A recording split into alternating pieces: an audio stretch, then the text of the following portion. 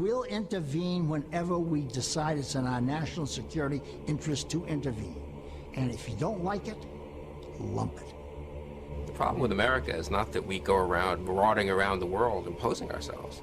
The problem with America in the last 10, 15 years, since the end of the Cold War, really in the last 60 years, is that we've been too slow to get involved. I don't know how many Iraqi civilians were killed, but I can assure you that the number is the absolute minimal that it's possible in modern warfare. Every nation in every region now has a decision to make. Either you are with us or you are with the terrorists. You know, that land over there is yours. You'll go back to it one day because your fight will prevail and you'll have your homes and your mosques back again because your cause is right and God is on your side. Welcome to the Darkened Hour. Welcome to another episode of the Darkened Hour, and I'm your host, Adam Fitzgerald. With me today, Ben Howard. Ben Howard is a researcher of 9/11. He often stays anonymous online, and for good reason, and I don't blame him. He is an ardent geopolitical writer and student of the last couple of years regarding this event, as well as others. And why did I bring him on the show? Is it because just the other day we had a phenomenal in-depth discussion about the Malaysia summit meeting and the missed opportunities from the NSA and the CIA regarding two al-Qaeda operatives who would later go on to hijack Flight 77, Khalid al-Badr and Nawaf al-Hazmi. So much so I was fascinated with the topic that I wanted Ben to come onto the show and wanted to talk about this often forgotten topic. Ben, hey, listen, thanks for coming on, man. Yeah, thank you for having me, Adam. Oh, sure. I ran into you, I want to say about 2 years ago or a year ago. I really enjoyed what you were posting, and I said, why doesn't this guy actually become more public and he stays anonymous? Even when I often miss opportunities to introduce you or to talk about the stuff, you often stay anonymous. Is there a reason why you do so? I think particularly on Twitter, I don't have a lot of Twitter followers compared to certain people I know who have in the hundreds of thousands, but anytime you post something and it goes viral completely unexpectedly, you can get a lot of drive-by hits, so to speak. So I try to keep myself relatively low-key on Twitter. But of course, I write publicly under my own name, and those posts are linked from my Twitter account. So it'd be pretty easy for somebody who is dedicated to suss out who I am. But certainly with respect to 9/11 Truth, I have no qualms about putting my name on it. Certainly in my more academic published writings that I've done on the issue. Yes, and then, you know, it was the one article that you helped publish along with Aaron Good and Peter Dale Scott last year called The 20-Year Shadow of 9/11. And regretfully, I have to admit that when I don't talk about this article much, and that's because I really don't see much from you much in Aaron Good, who's a little bit more of a prolific poster, but Peter Dale Scott I know is older now, and he's just semi-retired. So it's like I would love to have a great, a long, in-depth discussion about stuff like this that you've written about. And I think these are the things that should be published ad nauseum instead of the regular fringe conspiracy stuff that we see online. Yeah, agreed. Or certainly what we see from the mainstream media, which continually keeps coming up with things about this FBI Operation Encore without giving some of the crucial context. And I'll just briefly add that that Aaron, Peter, and I are slightly expanding these articles that we wrote last year, and they'll be republished this year on Aaron's website, AmericanException.com, in the coming few weeks. Yeah, I'll have those actually linked to the bottom of the description here as well. But Ben, let's get right to it. I think well, a great lead-in would be the discussion that we had previously. It's something that I too share with you, great interest in the Malaysia summit meeting. And this is, I think, the crux of the whole 9/11 case here is because the one agency, and I think we can agree, and maybe you'll extrapolate more on, is the NSA. It's often forgotten.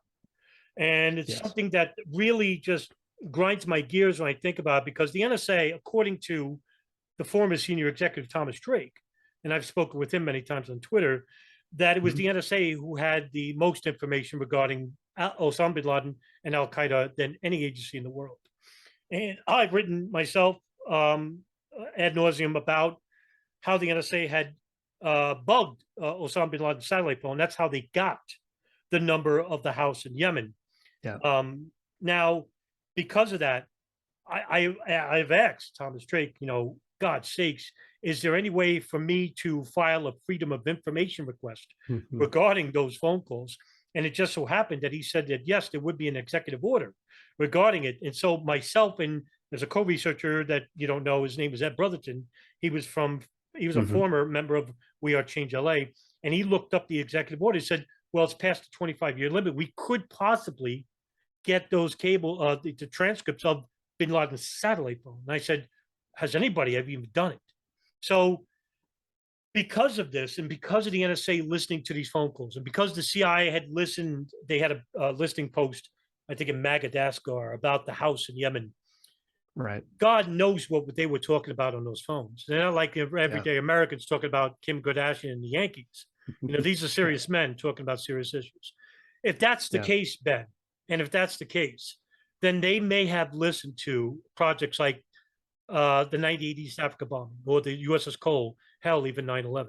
And this is a way to manipulate, say, in other words, allow for these attacks to happen and then take advantage of the situation by extrapolating on former foreign policy goals or something like that, for that example.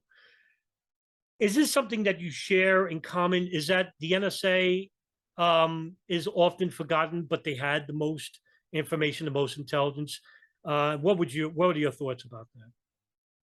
Yeah, it's very interesting. The typical MO for the national security state is that the FBI essentially takes the fall when something goes wrong, and I'm making air quotes here. In the case of 9/11, the CIA did receive at least a modicum of scrutiny from some of the relevant congressional committees. People that become very relevant to this, like Tom Wilshire, for instance, who was a deputy director of the CIA's ALEC station, the Bin Laden Issue Station. He was at least brought before the Joint Intelligence Committee and asked to sort of give an explanation for what had happened. But the NSA, as you mentioned, likely knew way more than the CIA did, and yet they've escaped total scrutiny or any kind of accountability for what is undoubtedly a massive, you'd have to call it a failure based on what their ostensible purpose is, protecting America's national security. But as you mentioned, beyond the fact that they had bugged Osama bin Laden's satellite phone, they had bugged this crucial hub in Yemen, which was by all accounts an Al Qaeda operations center, where, as you mentioned, things such as the 98 embassy bombings, phone calls were routed through that hub for that bombing that took place in 1998. Likely phone calls relevant to the Cole bombing were routed through Yemen. We know that certain people who later were involved, who were alleged by the U.S. government to have been involved in 9/11, such as Khalid al-Mihdhar, who we'll probably talk about more. He certainly was alleged by the Yemeni government to have been involved in the Cole bombing, and is very possible that he was present in Yemen at the time. Certainly phone calls between him when he was in the United States and this Yemen hub were bugged, were intercepted much later in 2000. So the question of this phone in particular, this hub in particular, and the lengths to which, for instance, the CIA went. You mentioned that they had a listening post in Madagascar. I mean, the CIA developed an entirely separate method of listening in on these phone calls because the NSA was so opaque with what they were sharing. And it's interesting, when you think about what the NSA knew. You mentioned Tom Drake, and he's quoted in Tom Duffy and Ray Novoselsky's book, The Watchdogs Didn't Bark, I believe that's the title, as essentially saying that the NSA's counterterror shop, the CT shop, was writing reports about these phone calls that they were listening to over the course of many years. And what he says is that no one was listening to them. But I think it's far more likely that these reports were intentionally suppressed The way that the internal bureaucracy of the NSA works is that, you know, between the CIA and the FBI, for instance, there's sort of peer-to-peer information sharing. You know, so an example of this, which was, you know, ultimately stymied, but for instance, Doug Miller and Steve Rossini at the Alex station, they were two FBI detailees there. And as a matter of course, they would pass information that was relevant to the FBI that the CIA obtained about Al-Qaeda over to the FBI. They didn't need to bump it all the way up to George Tenet, you know, to get that information over. On the other hand, it seems that the way the NSA operates is that top leadership at the NSA has to essentially approve every bit of information which is passed from the NSA to the CIA. This is according to the reporting done by Duffy and Novoshilsky. So if that's the case, then it seems that these reports, many of which, you know, would have been obviously highly relevant. I mean, one instance, as a gentleman who was involved in the '98 embassy bombing, he was supposed to have killed himself, but he managed to survive. This man, Awali, he subsequently made many phone calls to the Yemen hub, which we know was under NSA, you know, observation at this point. They were intercepting all of these phone calls. So he's making these phone calls immediately after Al-Qaeda has just bombed these embassies in Dar es Salaam and in Nairobi. Are we really to believe that the NSA didn't read these reports about these calls, that the senior leadership within the NSA didn't read these reports and didn't find them relevant to be passed on to the CIA? I mean, this was a man who was actively, this man Awali, who was making these phone calls, was actively on the run from, you know, from the Americans at this point, having perpetrated this terrorist attack. And yet for some reason, the NSA never passed any information over to either the CIA or the FBI about this guy's whereabouts and the phone number, for instance, that he was making a call from, which they would have easily been able to trace to the safe house he was located in.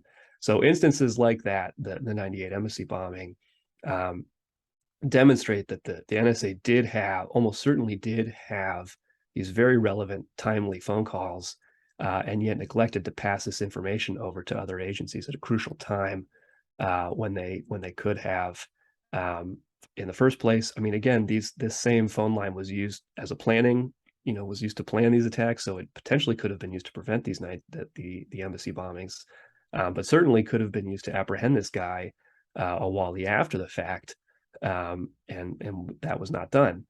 So you have to wonder what is going on here, and I think that these bureaucratic procedures that are in place allow the NSA to selectively share information in a particular way that benefits, from my point of view, certain people who have, you know, grander geopolitical goals, as you mentioned.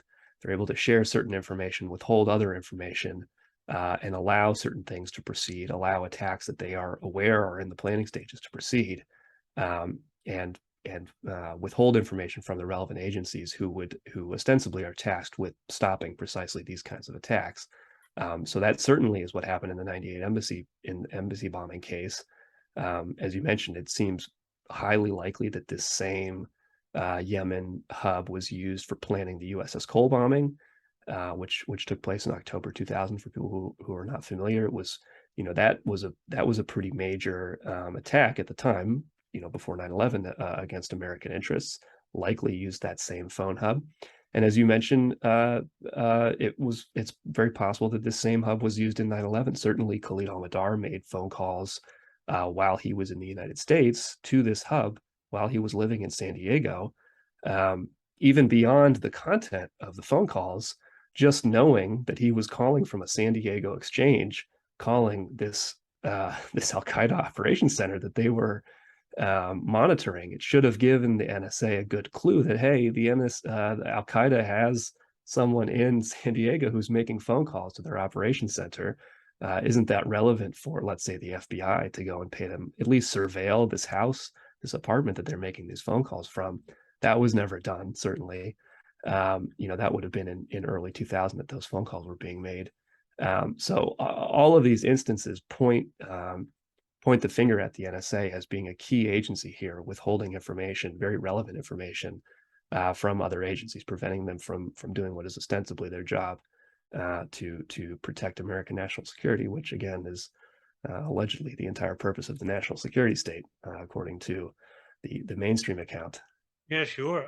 Just to follow up on that too, the CIA's Alex station, Michael Shore was the chief of station there, had had a case officer working with the NSA's unit in the Yemen hub, and informed him that they had a line monitoring the hub. And then when he went to the NSA's, I believe it was the Deputy General, Barbara McNamara, and told her, said, well, we got half of the line. Could you give us the other half? Right. And she said no. And Scheuer is a very brutish type. He's not used to saying, being told no. No. And the NSA actually said, if you actually uncover our operation, we'll take you to court. And he basically was told to stand down from it. And so that's when they started, putting case officers near the house and do human intelligence about it. So, okay, this is where our conversation takes off on Twitter the other day. And from this phone call in December of 2000, the NSA learns about a phone call from a person named Khalid, who is Wali bin Atash. And he's calling Khalid, and that's Khalid al-Madar. Now, Khalid al-Madar, for those who don't know, is married to the daughter of the owner of the house. And the owner of the house is Ahmed al-Hada. And his daughter is Hoda al-Hada. And Khalid al-Madar is married to her, making him the son-in-law. So he's at the house, and he picks up the phone, and they have a discussion. And what the NSA hears is a summit meeting that's to take place in Malaysia, Kuala Lumpur, Malaysia.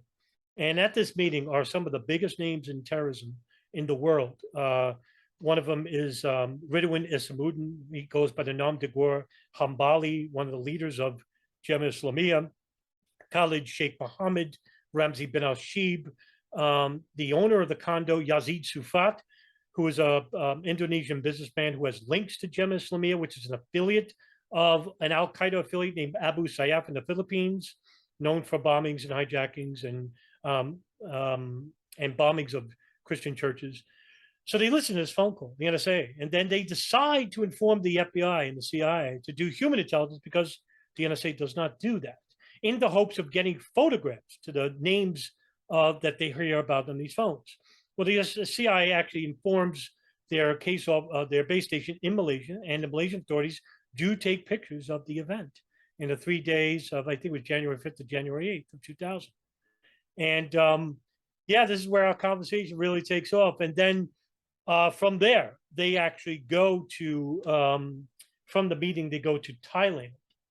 And then to the United States. But there's some discrepancy here, isn't it, Ben? Because there's two stories, and I want to hear your thoughts on it. There's one story that the CIA broke into the hotel that they're staying in. And there's another story where they got wind of their passports from some meeting or something like that. But in either way, they get the photographs of the passport. What they find is that both of these men, Khalid al-Madar and Nawaf al-Hazmi, both have U.S. visas. So they're coming to the United States, knowing full well that these men are involved with previous terrorist attacks like the USS Cole, 1980 East Africa bombings. Take it from here. What is going on, Ben? Yeah, so the thing that, as you mentioned, the thing that really brings these two men, Khalid al-Madar and Nawaf al-Hazmi, who again, these two men are alleged to have been on Flight 77, which crashed into the Pentagon. They, in December of 1999, as you mentioned, there's two conflicting stories, but what we know happens is that in December of 1999, these two men travel through the United Arab Emirates. And as you say, the one story is that the CIA, or possibly a local Emirati intelligence agency, was tipped off by a phone intercept that these two men were going to be passing through, and that they should essentially break into their hotel rooms and scan or take photos of their passports. Mm-hmm. So that is one story of how this information was obtained by the CIA ultimately, who obtained this information. So that there was an NSA tip that eventually got this information to the CIA. As you say, the other story is that they were sort of routinely scanned at customs coming through the UAE, and that it was then that the CIA became aware, likely through some sort of relationship between Emirati customs and then the Emirati intelligence agency and then the CIA. But as you say, in either case, and it's interesting, I mean, initially the story is that Hazmi is the one with the visa. We know that both men had visas because they did ultimately come into the United States, under a valid visa. But the initial story was just about Hazmi. For some reason, Khalid al-Mihdhar, the information about the fact that he had a visa was initially not part of the report. Why that's the case, I'm not sure, because certainly the visa would have been in his passport. But when you look at some of the initial intelligence reports and what Steve Rossini and Doug Miller ended up, which sort of precipitated the fact that we're now talking about this whole event, it was only about al-Hazmi's visa. But as you say, that information made its way to the CIA, who then followed them, via their surveillance to Kuala Lumpur, where they were a part of this summit. All the people that you mentioned, people like Khalid Sheikh Mohammed, for instance, these were all known people to American intelligence and to local, for instance, local Malaysian intelligence agencies. So this was understood by everyone who was aware of it, that this was a pretty high level, important meeting. And yet, as for instance, Kevin Fenton documents in his book, Disconnecting the Dots, they had ample opportunity, for instance, to bug this condominium. As you mentioned, the owner of this condo was known to be associated with, to be a backer. He was an Indonesian man backer. I can't recall his name off the top of my head, but he was Yazid Sufa. Yeah, he was a backer of a local group which was operating in Southeast Asia, which was affiliated with Al Qaeda. This was well known. Where his condo was well known. They had ample opportunity, for instance, to do physical surveillance of everything that was happening inside. Certainly the CIA, in the late 90s, early 2000s, had access to all the top end, audio visual surveillance equipment you can imagine. But they did not take that opportunity to film or record, for instance, what was going on inside this meeting. As you mentioned, they did take some photographs outside of the condominium complex, and they did take some photos. But interestingly, some of those photos, they ended up misidentifying certain people. And this is another thing that Kevin Fenton talks about in his book. They end up confusing Khalid al-Mihdhar and Walid bin Attash. And it seems as though, to some extent, it was almost an effort by the CIA to mislead people. In particular, there was a particular instance where they were trying to determine what an FBI source knew about these two men. And this source, despite the fact that the CIA knew the actual identity of these two men, officially the CIA then became convinced that Walid bin Attash and Khalid al-Mihdhar were the same person, which complicated matters going forward. But it's just an example of seeming incompetence, despite the fact that they absolutely knew who these people were, had ample opportunity to surveil them, had recorded information, for instance, about Khalid al-Mihdhar's passage through the UAE, all of these things. Yet there's a seeming concerted effort not to know, for the CIA not to find out what was happening at this meeting. We don't know, as a result, what was discussed at this meeting. It's very possible that details of this meeting happened in, I guess, January of 2000. So it's very possible that details of the USS Cole bombing, which was in October of 2000, and which Khalid al-Mihdhar, according to Yemeni authorities, had some role in. And obviously he was present at this meeting. It's possible that details of the USS Cole bombing were discussed. It's possible that Khalid Sheikh Mohammed was in the process of planning another potential planes attack at this point. So it's possible that some details of that were being discussed. And obviously it's possible that some details of the ultimate planes operation 9/11 were being discussed as well. But we don't know any of that because, again, there was seemingly this concerted effort not to know what was going on inside this condominium. And as a result, we really don't know. But as you say, the crucial issue here, certainly for the FBI, would be concerned about this, is the fact that Khalid al-Mihdhar and Nawaf al-Hazmi have this visa to enter into the United States. Now, the whole question of how they got this visa, we don't know how these two men would have been granted this visa. Certainly, they both had past associations with, Al Qaeda and Al Qaeda affiliated groups. but there's a long history of the CIA facilitating visas for precisely people like this. I mean, if you look at, for instance, at the history of Omar Abdel-Rahman, the Egyptian blind sheikh, there are many documented instances of CIA, we know for a fact, CIA officers facilitating his visas to enter the United States at a time when he was a wanted terrorist by the FBI. So in the first place, how they got these visas is likely its own very interesting story that we don't know the details of. But suffice to say that the CIA had a history of giving men like this visas. In any case, as you mentioned, they go to they transit through Bangkok, at which point they are apparently lost. Now, what's interesting is, I mean, the fact that they have these visas, their ultimate destination should be obvious, right? And if you're the CIA, you can look at what's the time frame that we lost these men. We know likely where they're headed. What possible American cities could they have flown to from Bangkok during this time period? Can we do some surveillance at these points?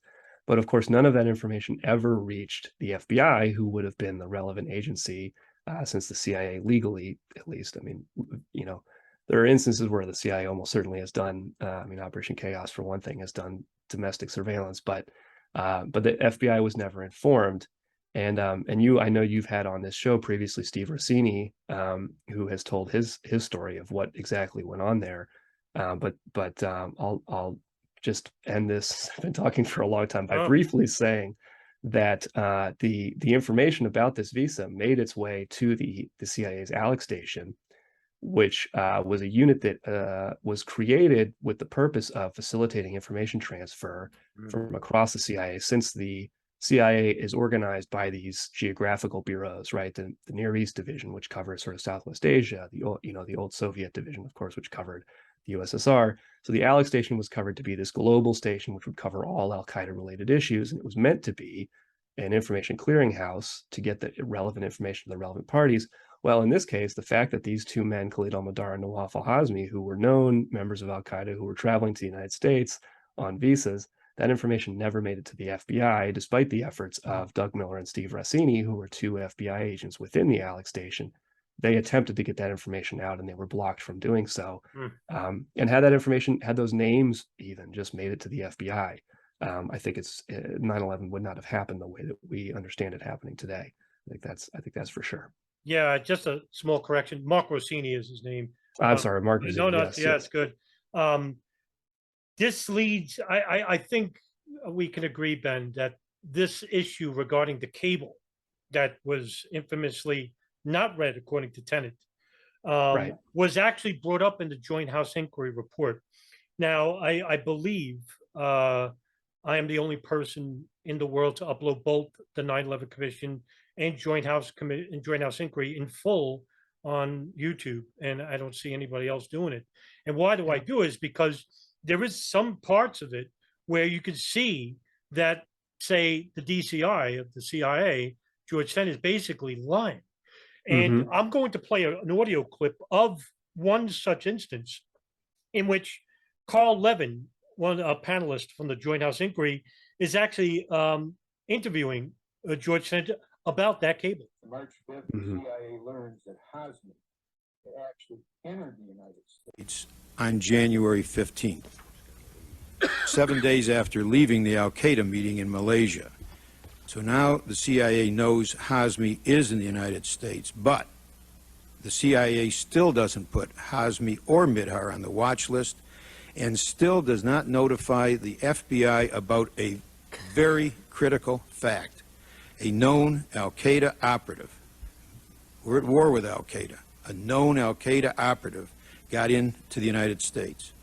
My question is, do you know specifically why the FBI was not notified of that critical fact at that time? The cable that came in from the field at the time, sir, was labeled information only, and I know that nobody read that cable. But my question is, do you know why the FBI was not notified of the fact that an Al-Qaeda operative now was known in March of the year 2000 to have entered the United States? Why was the CIA? Why did the CIA not specifically notify the CIA? That's my question. The FBI. Sir, if we weren't aware of it when it came in the headquarters, we couldn't have notified them. Nobody read that cable in March in the March timeframe. So that the cable that said that Hazmi had entered the United States came to your headquarters, nobody read it. Yes, sir. It was an information-only cable from the field, and nobody read that information-only cable. Should it have been read? Yes, of course, in hindsight. And should it have been read at the time? Of course it should have been read. All right, my question is, do you know who should have read it? I don't know that, sir. Now, according to Lawrence Wright, author of The Looming Tower, it's alleged by him that over 50 agents from the counterterrorism unit had read that cable. Yeah. And we know of at least two recorded CIA case officers who were working at Alex Station.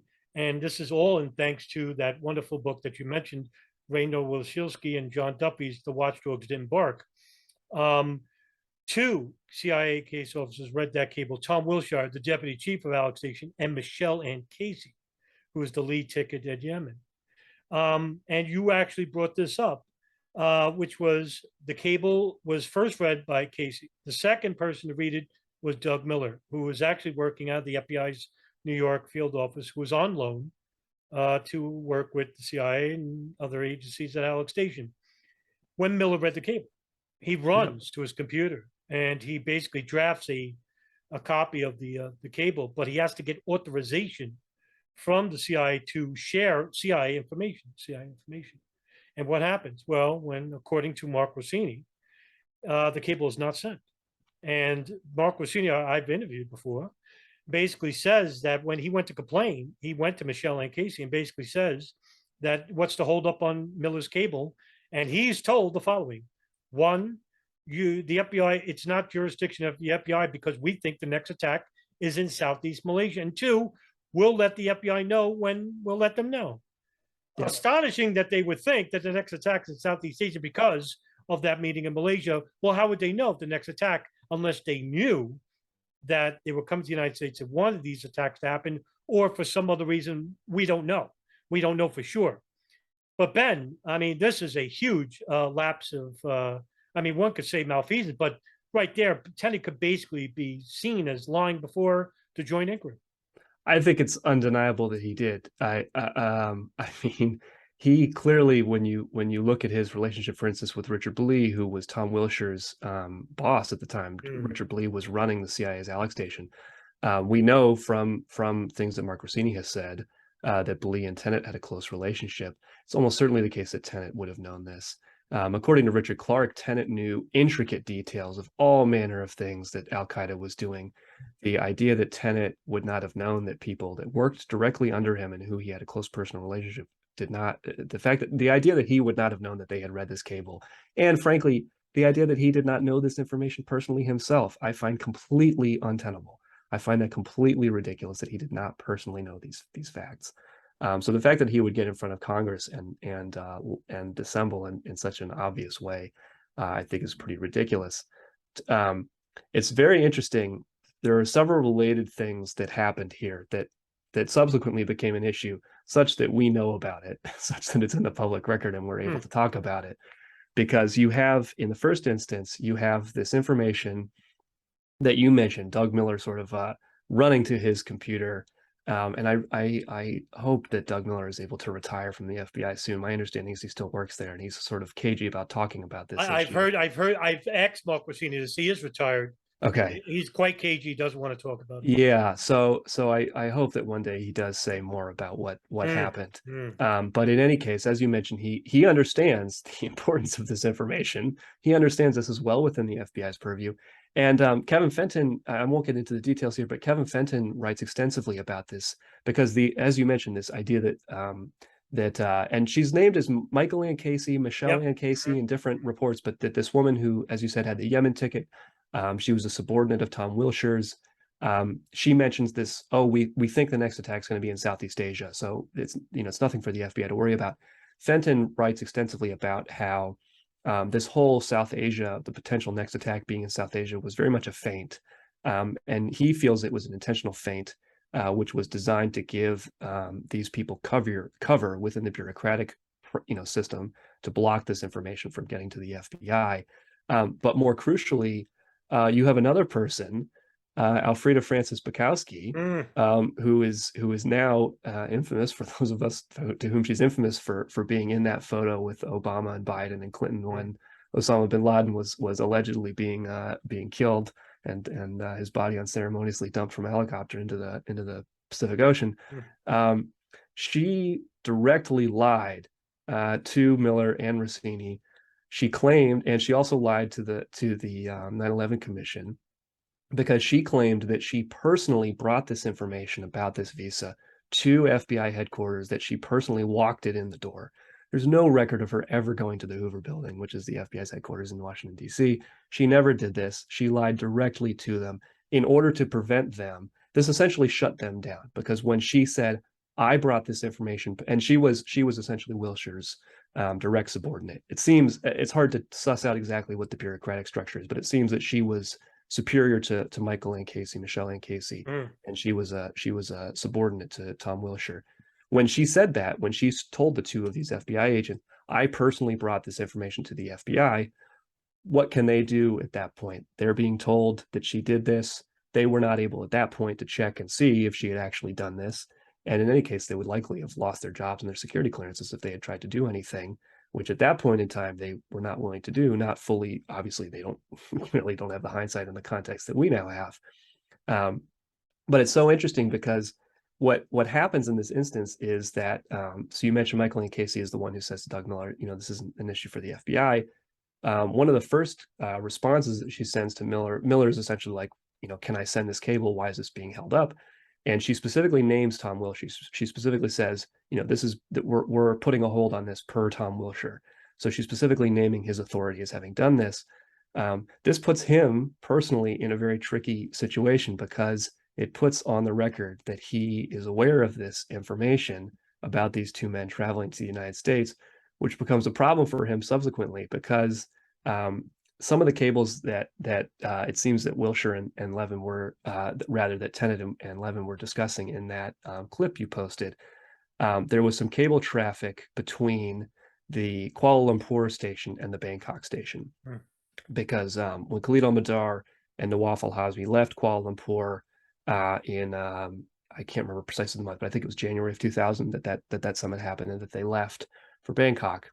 Kuala Lumpur essentially passed the task of observing and surveilling these two men, Khalid al-Mihdhar and Nawaf al-Hazmi, to the Bangkok station, and then the Bangkok station promptly lost them as they were coming to the United States, as they were flying to San Diego.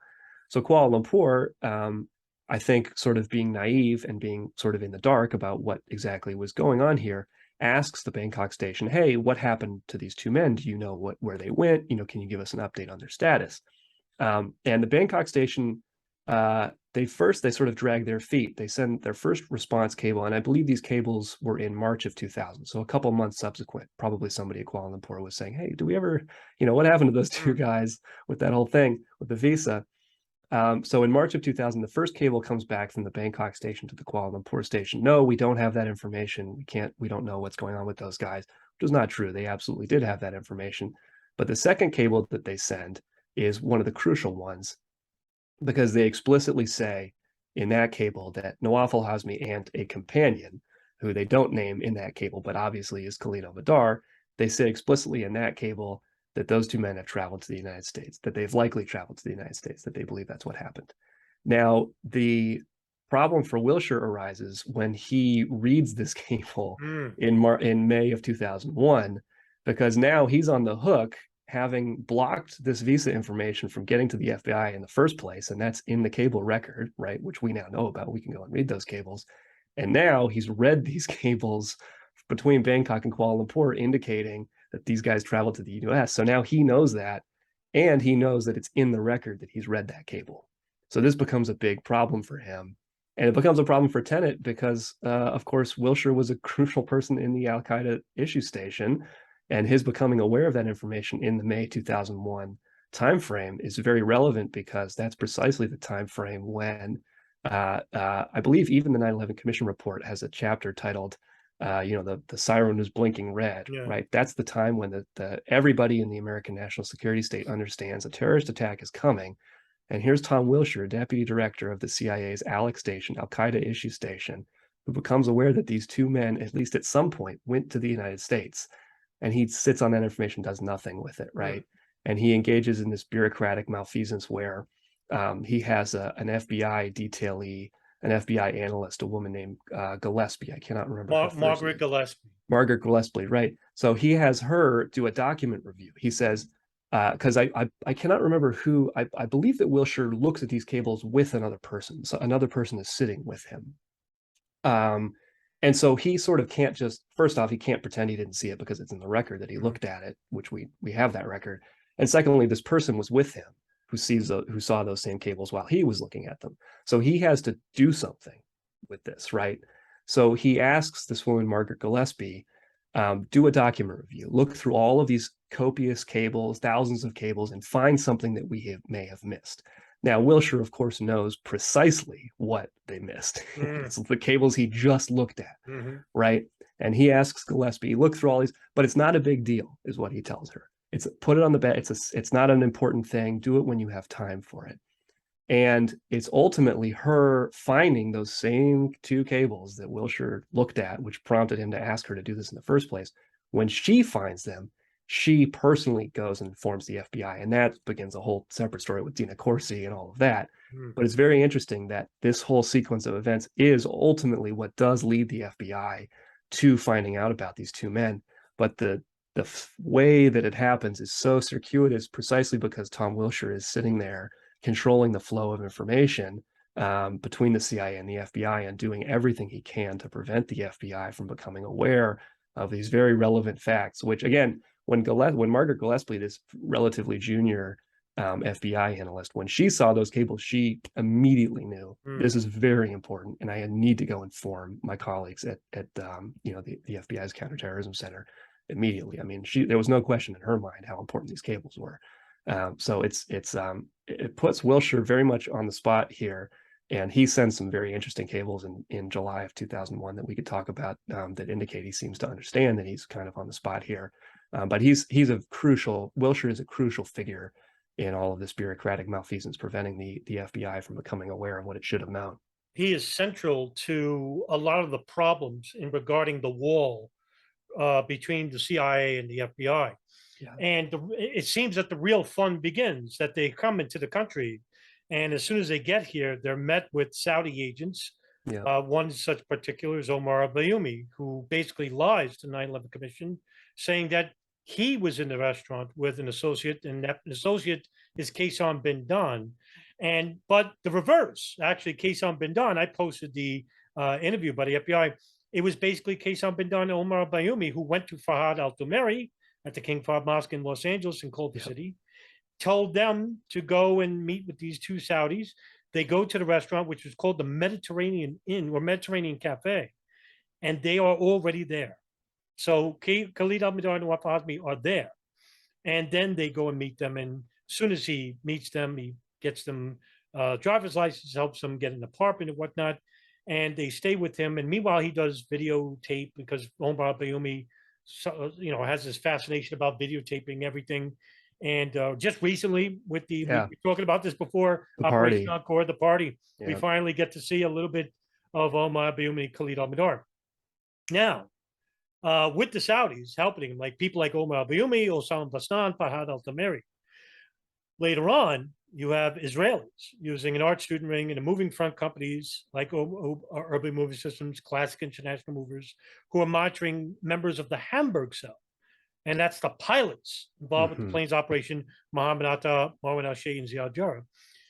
All of this is happening under the auspices and the total ignorance of the Department of State and the Department of Justice. So while this is going on, the CIA nefariously is going and catfishing the FBI about information, whether they know that Khalid al-Mihdhar and Nawaf al-Hazmi are in the country. And again, I'll play a short clip. This is from the Joint House Inquiry, where actually Carl Levin, once again, actually interviews George Tenet about a CIA analyst showing pictures to the FBI. Yeah. Let's take a look. Let me read you the staff report.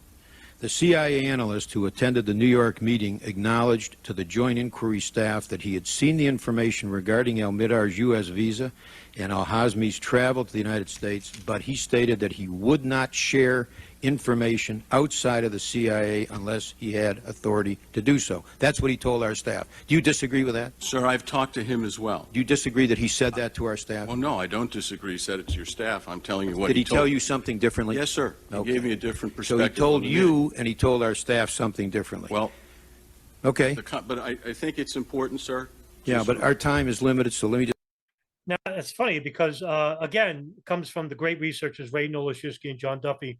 That analyst is Clark Shannon. He works at the Counterterrorism Center.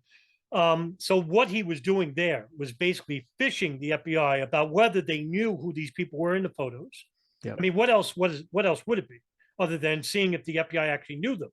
Because if they didn't know them, that means they didn't know they were in the country. Well, later on, in a follow-up meeting in July of 2000, Clark Shannon goes back. And this time he's speaking with Dina Corsi and Steve Bongard, who are at this meeting, and basically says, in the photo is Khalid al-Mihdhar. And he tells him that he has a Saudi passport. But what he doesn't tell him is that they're in the country and they have U.S. visas. Now, he tells Tenet this, I guess, in the business, because you can see Tenet says, well, he told me something different. Well, in a closed-door meeting with the Joint Inquiry, Clark Shannon states that it was Tenet who told him not to share that information. So right there, not only do we have Tenet lying about not seeing nobody reading the cable, but here again, we have him basically lying about what he told Clark Shannon. I mean, obviously, if Clark Shannon's lying here, Ben, he's fired. Yeah. Oh, yeah. Gone. He's just gone. But he wasn't fired. So what does this say in essence? Yeah, I mean, this is, Tenet is obviously very personally implicated in all of this. And he's when you look at his relationship with Shannon, when you look at his relationship, we haven't talked as much about Richard Blee, but he was running the Alex station during these crucial times when Tom Wilshire was doing what I've called bureaucratic malfeasance. And I think that and in particular, when you look at the fact that Blee was running the Alex station during these crucial what you would naively call failures if you hadn't looked at all the evidence and shown that they were not really failures but intentional failures. Blee was rewarded. I mean, Blee was made head of the Kabul station, and then he was put in charge of Operation Jawbreaker, which was the CIA's effort to capture Osama bin Laden when bin Laden was hiding out in Tora Bora during the initial stages of the American invasion of Afghanistan. So these not only are they not punished, these people who do these things, but they're in fact, it looks like they are being rewarded for what they have done here. So it really the idea that you could chalk it up to sort of a mistake or something like this, I mean, it just is not credible to me when you look at how these people are dealt with after the fact, because as you say, with Shannon, it's very clear that Shannon lied, and yet nothing ever happened to him. I mean, this whole issue of because the FBI had an informant. I briefly alluded to this, the fact that Khalid al-Mihdhar and Khalid bin Attash or Walid bin Attash had been confused because this FBI informant had confused them. I believe it was Fahad al-Qusawi. Yeah, I think that is the name. I think that's the name of the informant that has ultimately come out. But as you say, that is an instance of clearly Shannon was given names. I mean, clearly Shannon was told these people the FBI cannot know about, and so you need to do your little fishing expedition to figure out, do they know who these people are? Now, something else that you mentioned, because all of this ultimately. And this is something that Aaron and Peter and I talked a lot about and wrote about in part 2 of the article series that we wrote, is how was this, I mean, operationally, bureaucratically, how was this all done? Because one instance that you talk about is the fact that Omar al-Bayoumi shows up at this restaurant, Mediterranean Cafe in San Diego, or I believe in Los Angeles. I think they flew to Los Angeles. Yes. So they found them in Los Angeles and brought them to San Diego. How did he was told Omar al-Bayoumi was told by his handler to go there. And the two men, Khalid al-Mihdhar and Nawaf al-Hazmi, these two al-Qaeda assets, they were already there.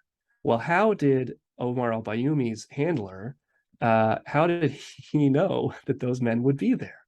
There is clearly a back channel of information where, in this case, regarding Khalid al-Mihdhar and Nawaf al-Hazmi, where clearly the Saudi intelligence agencies know a lot about what al-Qaeda is doing. Clearly, the al-Qaeda organization is full of Saudi assets, and they're able to get information out of this organization.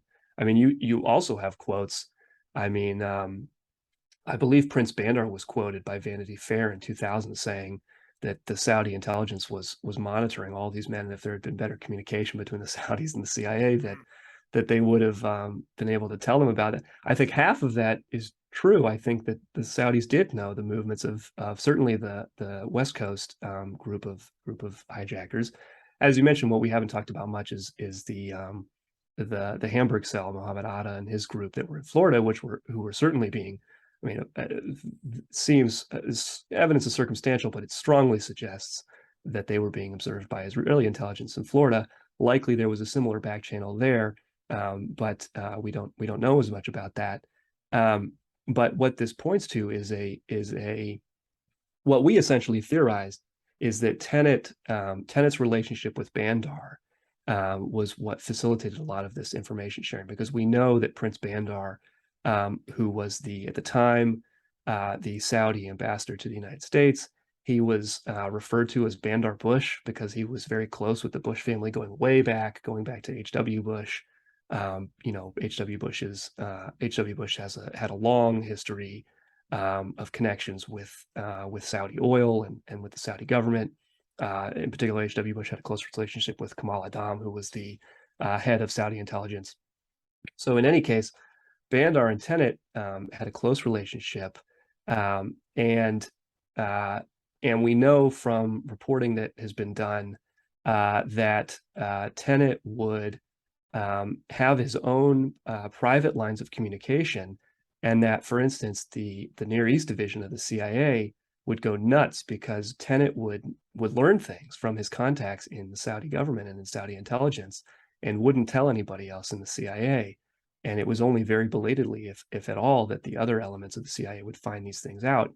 And so this would, so in addition to the personal relationship, and this is something that Peter Dale Scott theorized, is some sort of liaison agreement, which would have been a sort of eyes-only liaison agreement between, which we know certainly these kinds of things definitely existed. I mean, the Saudi defense minister, whose name escapes me at the moment, following 9/11, wrote an op-ed in the Washington Post indicating that some kind of national security peer-to-peer relationship existed between Saudi and American intelligence and defense officials. So it seems that some kind of back channel existed because somehow Clark Shannon would have needed to know the names of specific people who he needed to find out in this specific instance of him, having the sort of ruse with the FBI's informant. He would have had to know who he was trying to find out about, and so how he got those names in the first place, and of course, something else that Fenton talks about in his book, and it's really what drew. Fenton describes this as being really what drew his attention to this case of al-Hazmi and al-Mihdhar in the first place, is the fact that there was actually pretty good information sharing between the CIA and the FBI on other issues. There didn't seem to be any problems, but it was really with Khalid al-Mihdhar and Nawaf al-Hazmi and this information about the visa very specifically, which all up to, I mean, you mentioned Clark Shannon continuing to dissemble, all the way into the summer of 2001, but of course it begins in December of 99, January 2000, when they first become aware of this visa information. It's specifically information about Khalid al-Mihdhar and Nawaf al-Hazmi, which is not passed. So there must have been some back channel information. And again, we speculated that it could have been between Prince Bandar and George Tenet directly on that level. And certainly as these conversations between Shannon and Tenet demonstrate, I mean, Tenet was involved in this. And then, of course, there's that recent phone call that, or the phone call that recently leaked last spring that shed some further light on Tenet's personal involvement in all of this. So all of this is to say that we've been talking about Tom Wilshire extensively, and, he's a mid-level bureaucrat at the CIA, but clearly this extends up to the highest levels. And Tenet, far from being held accountable for what again, taken naively, was a huge failure by Tenet is admitting, clearly with hindsight, we should have read this cable. Well, people did read the cable. Yeah. People did read the cable, and they did not tell people they knew they should have. And they likely did so under orders from as senior as Tenet himself. And whether that actually did happen, we don't know, because Tenet was never asked about that. He certainly would have lied about it anyway. But it clearly indicates some kind of, I think it goes up to the highest levels of the CIA.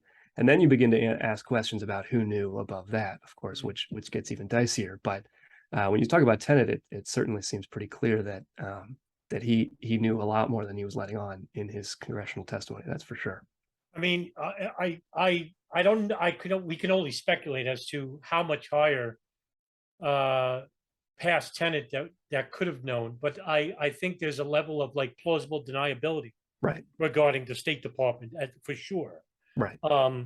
So in August, late August 2001, Blee runs to the White House and calls for an emergency meeting with Coverup Black, and basically says that that there's going to be a large-scale attack. Because the warnings were already out, and even foreign intelligence from Germany, Saudi Arabia, Israel, Russia, there are all of the warning signs, right? The flashing red siren that the Al Qaeda is inside the United States. And of course, with the infamous August 6th presidential daily brief, where it's entitled "Bin Laden Determined to Strike in the United States." And to extrapolate on that a little bit, Condoleezza Rice, when she gave testimony to the 9/11 Commission, basically said that the title was "Bin Laden Determined to Strike United States." And that just tells you that could have been anywhere in the world. But no, the title said "in the United States."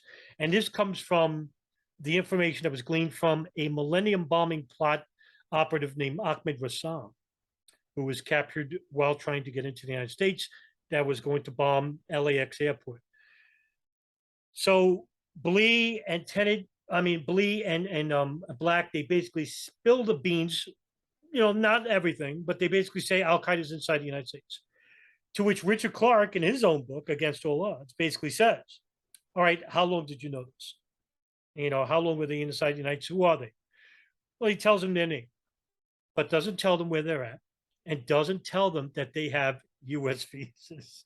Still, even now, we're just weeks away from the event itself. So now the FBI is basically trying to run around, trying to find a needle in the haystack. And God knows where they are. At this point, it's alleged that Khalid al-Mihdhar Nawaf are in New York at this point. This is late August, by the way. So they're not in California. But what does the FBI do? Well, they send a novice FBI agent to do the work in trying to find Khalid al-Mihdhar Nawaf al-Hazmi in an old database called the Tip-Off Database, which is a tip-off old database the FBI uses. No luck. I forgot the name of the guy. His name was Christopher something, and can't think of his full name. But he goes and looks, and he's really just one man unto himself. Can't find anything. Everybody's running around with their head on fire, Ben. And meanwhile, the NSA, the CIA, the Saudis, the Israelis, they all know what's happening to an extent that we do know of, still are not up front to this day. Weeks later, 9/11 happens.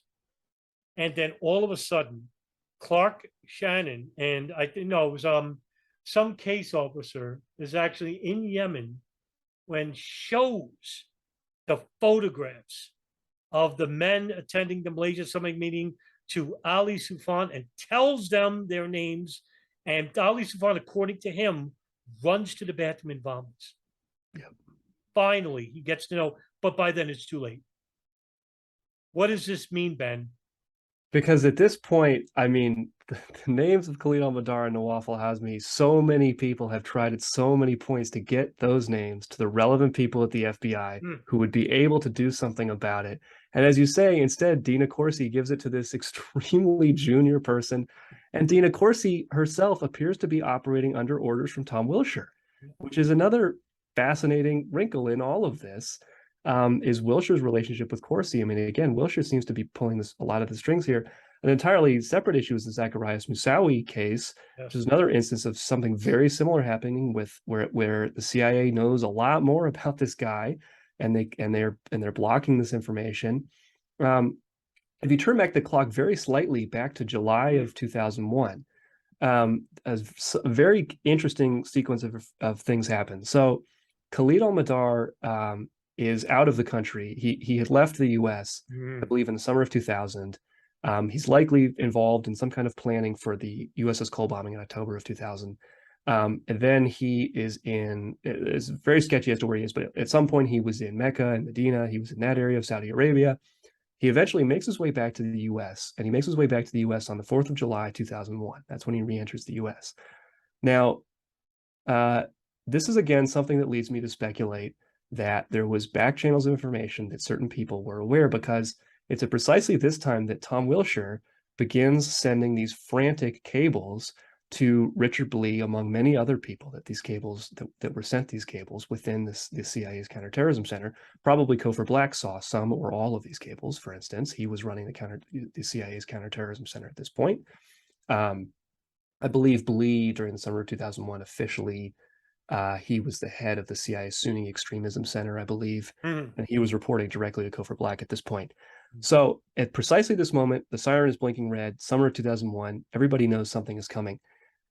Wilshire, Khalid al-Mihdhar re-enters the United States on July 4th, 2001. Wilshire starts sending these cables on July 5th of 2001, talking about the fact that this Khalid al-Mihdhar guy is a very important person. He was involved in this redacted. We don't know what that redacted is. I suspect it's probably a reference to the Cole bombing, since we know Khalid al-Mihdhar was involved in that, and the CIA probably would have been aware of that.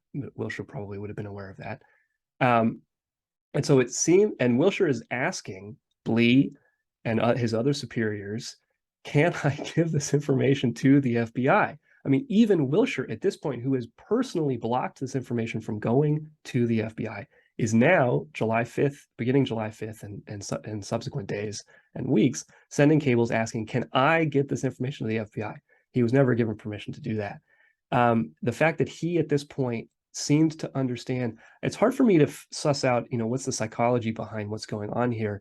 I do think at some level Wilshire understood that he was personally on the hook here, because it was his name way back in January 2000 he was personally was the one that Michael and Casey said, per Wilshire, we're not giving this information to the FBI. So he's on the hook there. He saw the cables in May of 2001, so he's on the hook there. And so now when he, probably through some alternative intelligence source, some back channel, becomes aware that Khalid al-Mihdhar has just re-entered the United States, the next day I think he starts freaking out, because he's aware now, I am on the hook for this. I don't want to take the fall in front of Congress, right? I mean, I think he's anticipating an investigation when inevitably it does happen, right? I don't want to be on the hook for this. So let me send these cables where I say, this Khalid al-Mihdhar guy is a bad guy. Can I pass this information to the FBI? And then he could put his hands up and say, well, I did what I could. I asked him to give the information over. Of course, that doesn't happen. We talked about it was Margaret Gillespie that eventually found these cables between Kuala Lumpur and Bangkok, and that was what began the sequence of events of the information starting to make its way to the FBI finally. But as you say, it was given to a very junior person. The Al-Qaeda could not have done this without the CIA meddling with the investigation, because their tradecraft was extremely poor. Typically, if you have cells, right, we talk about the Hamburg cell as a cell, but typically when you have cells, there's one point of contact, and the cells go to that node. And the reasoning behind that, just for simple spycraft, tradecraft kind of reasons, is that if a cell is compromised, at most there's one person who knows about that cell. And so even if that person is then compromised, it's very unlikely that it would spread beyond that. On the other hand, all of these guys were living under their real names. They were living together. They were paying utility bills, paying their rent, renting cars, buying tickets, all under their real names. And you mentioned an outdated database was used to look them up. If this guy hadn't been a novice in intelligence investigations, which he was, he would have known, just run these guys through a commercial background check database. You would have found out all of their previous addresses. You would have been able to find their relations, who they had been living with, all of this relevant information that would have helped the FBI in the final days of August to at least do something to try to stop this from happening. But that was not done. And again, we find Wilshire, as I mentioned, being involved in this, apparently, and Fenton talks about this in his book, apparently giving orders to Dina Corsi and essentially instructing her to do this. And she pulled all of these legal shenanigans. Again, you mentioned that instance of Ali Soufan, going and vomiting because these were precisely the names. These were precisely the names that they were trying to get access to and trying to investigate. But here's Dina Corsi, and additionally some lawyers at the FBI doing everything they could bureaucratically to stymie the FBI, having to do with these arcane reasons related to the FBI separating intelligence investigations versus criminal investigations and all of this. But all of it was done in the service of slowing down the FBI's investigation as much as possible, presumably so that this attack could go on.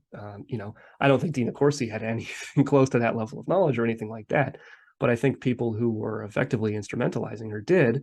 And as you say, Europeans knew this was going to happen. There's a funny, somebody on Twitter posted a great excerpt, and in fact, Vladimir Putin warned George Bush that something like that, an attack like this was going to happen, because he was learning from his own Russian intelligence sources that something like this was going to happen. Totally fascinating. Just shows you the level of awareness that all of these foreign intelligence agencies that were ostensibly allied with the United States at that point, Russia was essentially an American ally at that point, certainly the Europeans, they all knew about this. And yet the FBI was kept in the dark in a very controlled manner by a very small group of people at the CIA.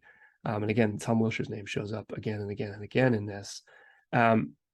So I think it's really important to know that and understand that it's not that Al-Qaeda was smart and they were well organized and they knew what they were doing. I mean, for God's sake, the leader of their organization, his phone was being tapped by the NSA unbeknownst to him, right? I mean, they were not good at tradecraft. It was only because of the active efforts on the part of specific people in the CIA that Al-Qaeda was able to do this. It's only because of that. Had that not happened, the FBI naturally, through the course of their investigation, would have been able to stop this, or at least impede it to some degree. I mean, the FBI does not exactly have a great track record with respect to these things. They would have at least become aware of it, which the CIA seemed intent on not allowing to happen. So that I think that's a crucial thing to understand when you talk about this whole sequence of events. Just to add a little bit on that, it was brought to my attention from my co-host Richard Cox of the Darkened Hour. He showed me an article, I want to say 2 years ago. It was from the Guardian of all publications. Yeah, you shared this. Yeah. Did I show it? That the number of the Yemen hub is on there. This is the year 1999, no less. And I'm like, how does Al-Qaeda keep using that number? Meanwhile, it's publicly known. Right. Any Tom, Dick, and Harry could have called it up and asked, is so-and-so there? You know what I mean? But Al-Qaeda continued to use that phone. Stunning. It's an example of their incompetence. But again, they had very powerful friends who were able to protect them and allow them to do what they did. I mean, it just really, it's stunning when you think. It's also deflating when you think about it. And I didn't talk much about the Hamburg cell because I want to have you back on and talk about that separately, and like a part 2 to this one. Mm-hmm. But regarding the whys, now, I mean, this is, of course, speculation at best as to why the CIA, why the NSA did not share this information. Because had this information been shared, like you said before, 9/11 would never have happened. Mm-hmm. Same thing to go with Able Danger, the Defense Intelligence Agency operation. I've interviewed 2 of those people, Eric Kleinsmith and Anthony Schaefer, whereas they were ordered to destroy information about terrorist operatives who had been shared with the FBI. They could have started that in 1998, 99. Same thing. Why do you think the CIA, and now you alluded to it in your 3rd part series of that written article with Aaron Good and Peter Dale Scott, but I want you to elaborate onto the why. And again, this is a tough question because, we really don't know. Why do you think the NSACI did not share this information? I think that so I think in the first place, it's important to understand compartmentalization, right? As I mentioned, I don't think Dina Corsi knew the why, for instance. She was just doing as she was told. I think even potentially George Tenet to a certain extent may not have known the full why behind many of these things. He was doing what he was potentially told by potentially people who were superior to him. That said, I think when you look at, I think there are two essential reasons. I think one is the geopolitical. What were in particular American oil interests in the Caspian Basin and in Afghanistan, which is directly adjacent to the Caspian Basin. You have Dick Cheney as CEO of Halliburton, which is a major oil service. Basically, if a well gets dug somewhere, Halliburton had some hand in digging that well, right? In, I believe, 1998, he's talking about how the Caspian is rapidly becoming this very important source of oil. And there were many American shenanigans in Azerbaijan in the 90s, for instance. Sybil Evans has talked about this Gladio B. I believe UNOCAL had to deal with the Taliban, I think, as well. Yeah, to build a pipeline. I think that was part of it. I think more broadly, having an American military presence in that region was crucial for some of these oil majors. I think it was important to have that security. I think long-standing American antagonisms towards Russia, which go way, way back. I think a lot of this gets into this great game, geopolitics. Afghanistan has long been it was important for the British. It was important. I mean, the Brits and the Russians fought wars over it in the 19th century. So it's long been an important battleground. And I think this is yet, just another chapter, sadly, for the Afghani people in this whole affair. I think if you look at the person of Richard Blee, who we've mentioned briefly, but we haven't gotten into a ton of detail about him. I think he's he in a man is exemplary of this geopolitical angle to it, because when Cofer Black comes in to the Counterterrorism Center, he and Blee start a Caspian tour. They go to Azerbaijan and they negotiate an agreement. It appears that Blee was a part of the negotiations to get this K2 air base, which became a crucial air base when the U.S. did end up invading Afghanistan. Blee was also conducting negotiations with the nascent Afghan Northern Alliance, which right up until the eve of 9/11 was being led by a man named Ahmed Shah Massoud, who was a nationalist Afghan leader, a Tajik, and who had also been a KGB asset probably in the past as well. But he was killed. He was assassinated on September 9th of 2001. Very likely, Aaron Good and Peter Dale Scott wrote an article about this in Covert Action. Ahmed Shah Massoud was very likely killed with American complicity just 2 days before 9/11, and Blee was meeting with Massoud regularly. It seems inexplicable to me, and I think almost certainly Blee would have had some knowledge about this assassination, which was crucial because Massoud was opposed to American forces on the ground. Massoud was fine taking American money, taking American weapons to fight the Taliban, who was controlling Afghanistan at that point, and he didn't want American soldiers in. So it seems that assassinating him was crucial, and Blee was right there on the ground negotiating these agreements with the Northern Alliance in advance of the attacks. Obviously, Blee is then running the ALEC station while Tom Wilshire is running all of this interference to allow the attacks to happen. And then subsequent to 9/11, Blee is promoted and given a position as the chief of station in Kabul, right? And then he is running the Operation Jawbreaker which let Osama bin Laden escape, run free, essentially. And Duffy and Novoselsky talk about Blee's role in this. I mean, it's people within the CIA were even saying, "Are you intentionally allowing him to get away with what you're doing? I mean, what's going on here?" So Blee is there laying. What I'm saying is that Blee is there laying the groundwork for the American invasion of Afghanistan. Then he is there muddying the waters, ensuring that the FBI doesn't find out certain relevant information about al-Hazmi and al-Badr, certainly probably other things that he was doing that we don't know about. And then after the fact appears to have been rewarded. And of course, Blee had a close relationship with Tenet. Blee's father, David Blee, had been a legendary officer in the CIA. So I think Blee is indicative of the geopolitical angle here, that the U.S. had its sights set on invading Afghanistan, and it needed a precipitating event which would give not only the American public a reason why, but also internationally because NATO was involved in the invasion, and so it needed to appear that Al-Qaeda, and which was alleged by the United States to have been based in Afghanistan, which wasn't really true. Al-Qaeda had more important bases in Afghanistan, but it was alleged at that time to have been based in Afghanistan. That gave NATO a pretext to become a part of this invasion. And then internationally, this led to UN Security Council resolutions decrying, international terrorism, and this led to, a soft response, for instance, from Russia and China, which might have been a different set of circumstances if the U.S. had just invaded Afghanistan, out of the blue, right, in Russia and China's neck of the woods, right. They might have viewed it very differently. So I think that geopolitical angle is crucial. And part one of the 3-article series that we wrote has a lot of those details.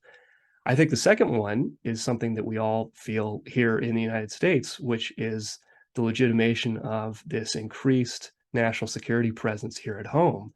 I mean, I used to commute through Penn Station in New York City all the time, and it was normal to see police officers and National Guardsmen holding assault rifles, for instance. That became a very normal thing after 9/11. Obviously, the kind of surveillance you go through when you get on a plane, but of course, routine NSA warrantless surveillance of all of our communications. Even before that, there were the warrantless wiretaps that were something of a controversy under the Bush administration. I think this was certainly a motive. I think if you could, in particular, the creation of these fusion centers, which is a subject of great concern for me, because it integrates local police departments into a broader national security apparatus. It makes them effectively part of the CIA, part of the FBI. And that idea that these fusion centers were needed was legitimated by this cover story that the reason that Al-Qaeda was able to do what they did on 9/11 was because of poor communication between the CIA and other agencies. We've just been talking for the past hour about how it was not poor communication, it was intentional. But the story, and this was in the 9/11 Commission report, even, it was one of their recommendations that intelligence sharing be improved between these agencies. And that led directly to the creation of these fusion centers, which, again, as I said, deputizes local police departments to become arms of the national security state in a very direct way. And for instance, you see the surveillance of Muslims in New York City, which, in my opinion, is really just a mechanism to entangle people into these false terror plots to further create this sense of, Islamic terror is a major threat, and we need to allow this security state to expand. So I think that was a second, obviously highly related to the first, but a second component, which is a major part of the why behind this happening. And I think the fact that the reason which was given for the creation of these fusion centers was totally nonsense for all the reasons we've just explained. It was not a failure of intelligence sharing. It was an intentional action by specific people within the CIA to block this information. It was not just a failure. It was not an oversight. It was an intentional blocking. And yet that has been flipped on its head and turned into this justification for this further intensification of surveillance and national security apparatus just in our everyday lives. So I think that that's got to be considered as a major component here. And also to add about Richard Blee, for example, and this is, I agree with you 100%. Very few people mention Richard Blee anymore, but he is central from 1999 forward. I have read the book by Gary Bernstein, Jawbreaker. And in the book, even Gary states when he led the operation and he was being replaced by Rich, that's who he names in the book, Rich, that even the Jawbreaker team, basically all these special force operations that were with them, wanted to just walk off and say, no way. Because Bernstein was actually a capable leader, and they had bin Laden surrounded in a house, I think, near the White Mountains in Pakistan. So Blee comes in, and who's he bring? Michelle and Casey with him. Yeah. And allegedly, according to Bernstein, not from me or anybody else, according to Bernstein, the reason why they went there in the first place wasn't so much that Bernstein wasn't doing a good job. It was basically so they wouldn't give testimony to the 9/11 Commission or the Joint House Inquiry, which I find to be quite stunning, because I think that would be right.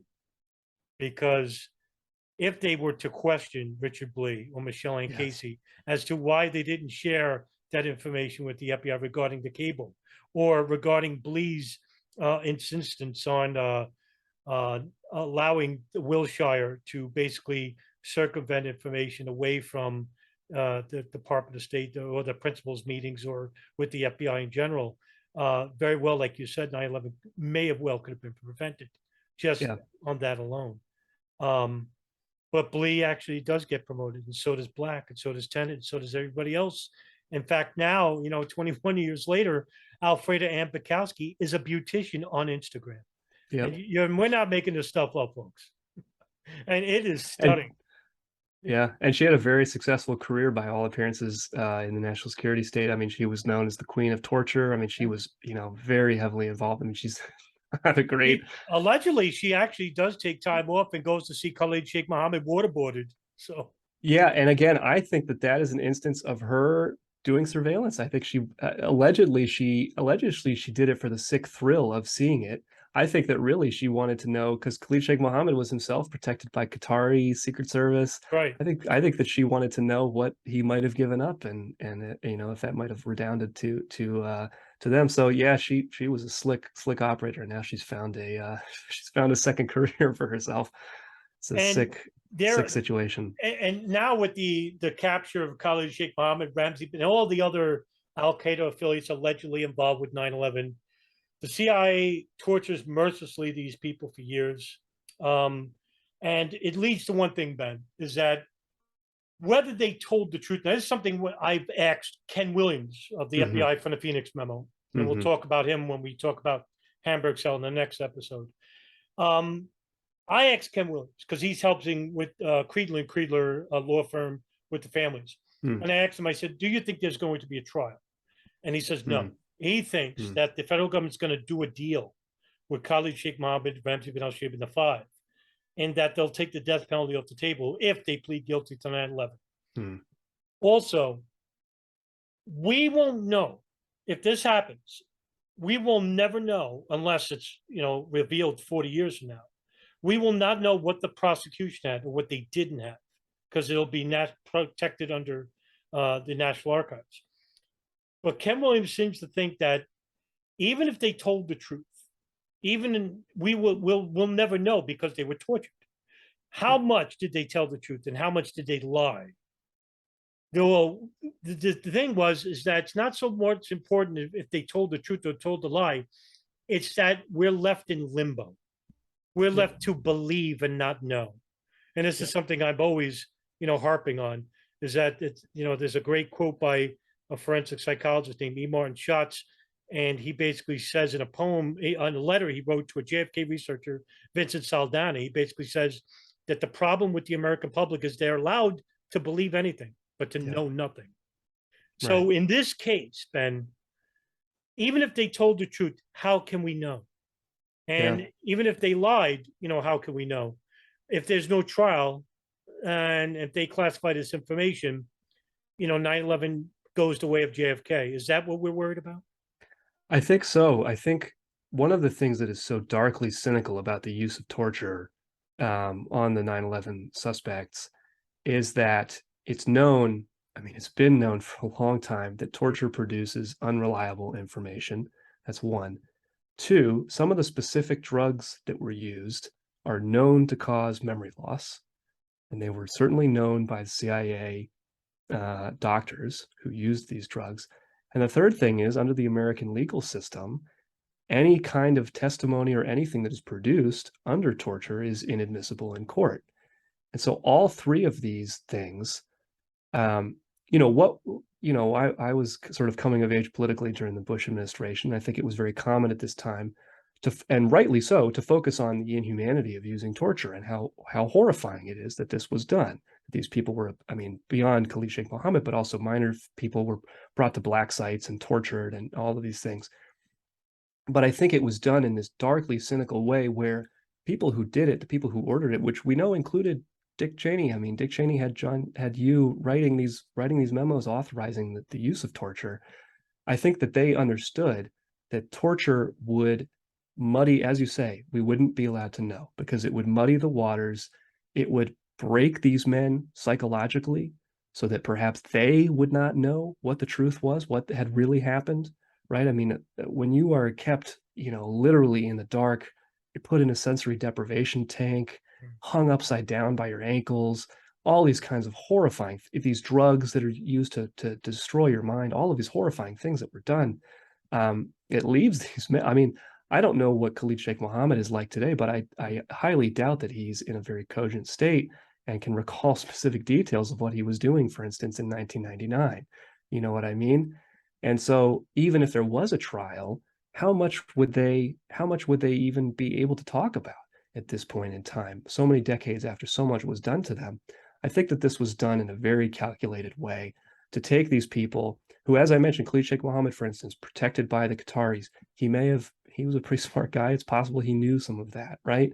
I think these techniques were used to essentially break these men so that anything that they said, you would have no idea how to read it, to whether, as you say, whether it's true, whether it's false, whether they said it to just get the pain to stop, who knows? And it leaves us, the public, trying to understand what happened completely in the dark, because these men who were intricately involved in the details of this are now unreliable witnesses as to what happened, and I think they very intentionally were made to be unreliable witnesses in a very calculated way. I think that's the purpose of the torture program. I think that's the reason. That's one of the reasons I think it was done. Was to leave us in the dark and without these crucial witnesses who may have given us important information about what was going on in those years and months leading up to 9/11. Ben Howard, I'd love to have you back on for a part 2 to talk about the Hamburg cell and foreign intelligence regarding the monitoring of Mohammed Atta, Marwan al-Shehhi, and Ziad Jarrah in a follow-up episode to this. And Ben, thank you very much for coming on today. I really enjoyed the discussion. Thank you, Adam. Likewise. It's great to be here.